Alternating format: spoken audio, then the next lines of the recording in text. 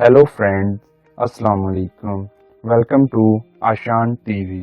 दोस्तों, आज हम एक और इस्लामी तारीख की जंग के बारे में बात करेंगे जो कि मुसलमानों और बाज़ंतीनियों के दरमियान लड़ी गई। मंजीकरट की जंग 1071 में बाज़ंतीनी सल्तनत और सल्जूक सल्तनत के दरमियान मंजीकरट के करीब लड़ी गई। बाज़ंतीनी फौज की फैसलाकुन शिकस्त और शहनशाह रोमानुस फोर्थ की गिरफ्तारी ने अनातोलिया में बाज़ंतीनी सल्तनत को नुकसान पहुंचाने में अहम किरदार अदा किया। बड़ी तादाद में पैगमटा के फौजी और अनातोली फौजी जंग से पहले भाग गए और जंग से बच गए, जिसका नतीजा बाज़ंतीनियों के लिए तबाहकुन था, जिसके नतीजे में खाना जंगी और मुआशी बहरान पैदा हुआ, जिसने बाज़ंतीनी सल्तनत की अपनी सरहदों का मुनासिब तौर पर दफा करने की सलाहियत को बहुत ज़्यादा कमज़ोर कर दिया। इसकी वजह से तुर्कों ने वस्ती अनातोलिया में बड़े पैमाने पर रकबा हासिल कर लिया।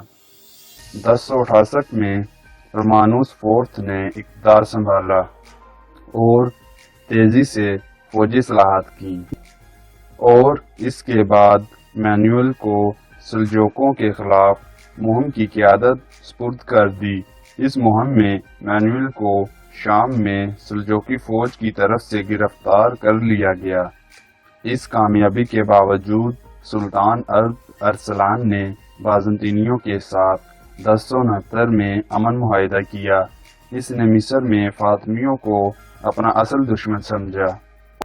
फरवरी 1071 में रोमानुस ने अल्प अरसलान को 1069 के अमन मुआहिदे की तजदीद के लिए अपना सफ़ीर भेजा, तो अल्प अरसलान ने अपने शुमाली हिस्सों को बाज़ंतीनियों के हमलों से महफूज बनाने के लिए फ़ौरन रजामंदी ज़ाहिर कर दी। अल्प अरसलान ने फ़ौरन अडीसा के मुहासरे को ख़त्म करके हल्ब पर हमले की तैयारियां शुरू कर दी। ये मुआहिदा दानिस्ता तौर पर रोमानुस की एक चाल थी। रोमानुस ने एक बड़ी फौज की क़यादत करते हुए अपने खोए हुए किलों को दोबारा हासिल करने का मंसूबा बनाया। क्योंकि सल्जूकी फौज हल्ब पर हमलों की तैयारी में मसरूफ़ थी, तो इसके पास अपने इलाकों को दोबारा हासिल करने का ये एक अहम मौका था। इसकी फौज तकरीबन 5000 बाज़ंतीनी फौजियों पर मुश्तमिल थी, जो कि मशरकी और मगरबी दोनों अतराफ के सूबों में बराबर तादाद में मौजूद थे। जब रोमानुस ने मार्च शुरू किया तो इसकी फौज की कुल तादाद 40,000 से ज़ायद थी। एशिया माइंस की तरफ मार्च बहुत तवील और दुश्वार था। रोमानुस ने यह सोचा कि अल्प अरसलान या तो बहुत दूर है या फिर वो यहाँ तक नहीं आ रहा। इसने मंजीकरट में जीलवान की तरफ फौरन मार्च शुरू कर दिया, जबकि अल्प अरसलान पहले ही इस इलाके में मौजूद था और करीबी किलों से तल्लुक़ रखने वाले इत्तेहादी और 30,000 घोड़सवार भी मौजूद थे। अल्प अरसलान के फौजियों को पता था कि रोमानुस कहाँ है, जबकि रोमानुस अल्प अरसलान की नकलो हरकत से पूरी तरह बेखबर था। रोमानुस ने अपने जनरल जोसेफ को हुक्म दिया कि वो कुछ बाकायदा दस्ते ले और फ्रांक के साथ खलियात चला जाए, जबकि रोमानुस और बाकी फौज मंजीकरट की तरफ रवाना हो गई।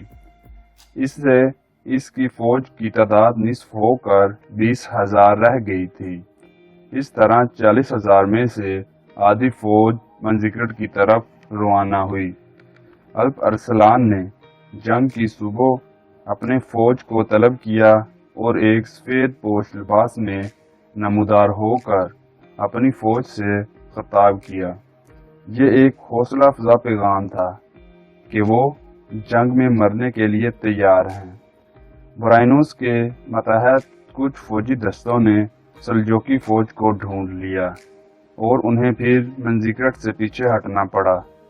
रोमानुस ने आर्नियाई फौजी और कुछ घोड़सवार भेजे, क्योंकि रोमानुस को पता नहीं था कि अल्प अरसलान की मुकम्मल फौज यहाँ मौजूद है। تو وہ تمام فوجی اور گھڑ سوار مارے گئے۔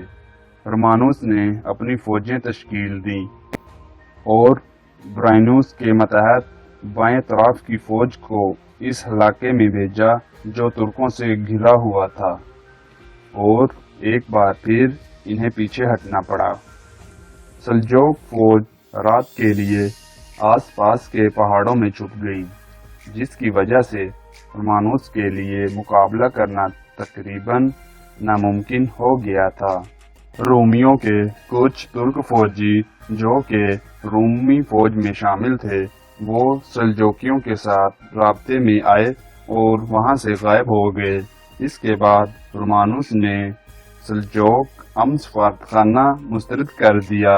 وہ فیصلہ کن فوجی فتح کے ساتھ مستقل طور پر ترک حملہ آوروں اور بستیوں کو نپٹانا چاہتا تھا، اور وہ سمجھتا تھا کہ دوسری فوج دوبارہ کھڑا کرنا مشکل اور مہنگا کام ہوگا۔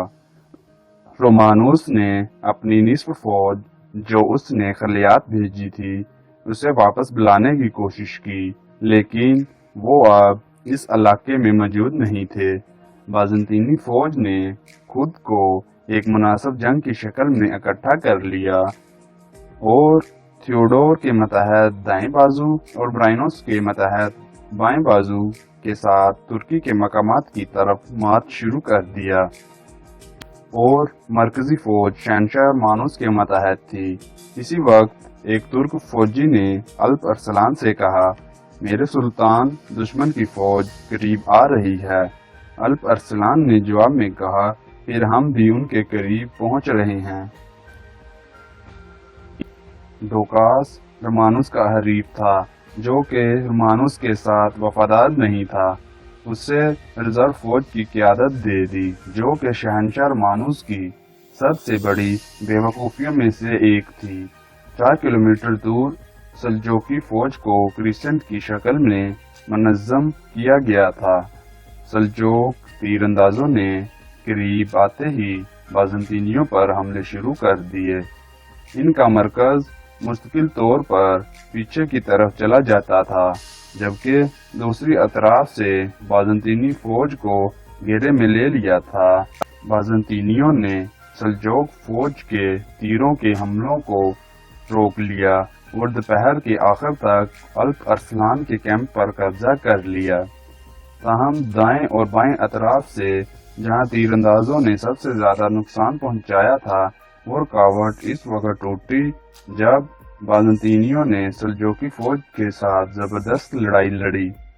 انہوں نے سلجوق گھڑ سواروں کو بہت نقصان پہنچایا تھا، لیکن سلجوق فوج نے ان کا بہادری سے مقابلہ کیا اور رومانوس رات ہونے تک پیچھے ہٹنے کا حکم دینے پر مجبور ہو گیا، اور دائیں طرف والی فوج نے حکم کو غلط سمجھا اور ڈوکاس رومانوس کے حریف کی حیثیت سے جان بوجھ کر حکم کو نظر انداز کرتا رہا اور شہنشاہ کو کور کرنے کی بجائے منزیکرٹ کے باہر کیمپ تک چلا گیا۔ بازنطینی فوج کنفیوز ہو گئی تھی۔ اس موقع سے فائدہ اٹھاتے ہوئے سلجوقی فوج نے فوراً حملہ کر دیا۔ دائیں طرف کی بازنطینی فوج کے آرنیائی یا ترک معاونین نے رومانوس کو دھوکہ دیا۔ کچھ مصنفین کا کہنا ہے کہ آرنیائی فوجی سب سے پہلے فرار ہوئے اور کامیاب ہو گئے۔ دوسری طرف برائنوس کے ماتحت بائیں طرف کی فوج نے تھوڑا سا لمبا فاصلہ طے کیا، لیکن جلد ہی ان سب کا بھی خاتمہ کر دیا گیا اور شہنشاہ رومانوس اور اس کے محافظوں کو سلجوقی فوج نے گھیرے میں لے لیا۔ رومانوس زخمی ہو گیا اور اسے قیدی بنا لیا گیا۔ زندہ بچ جانے والے بہت سے لوگ تھے جو کہ میدان جنگ سے بھاگ جانے میں کامیاب ہو گئے۔ جب رومانوس کو الپ ارسلان کے سامنے پیش کیا گیا تو الپ ارسلان نے اپنا بوٹ شہنشاہ رومانوس کے گریبان پر رکھا اور اسے زمین پر بوسہ لینے پر مجبور کر دیا۔ سلطان الپ ارسلان نے رومانوس کے ساتھ اچھا برتاؤ کرتے ہوئے اسے آزاد کر دیا اور دوبارہ امن کی شرائط پیش کی جو جنگ سے پہلے پیش کی تھی۔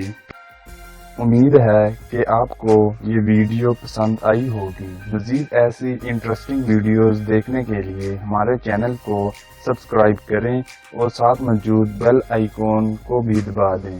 شکریہ۔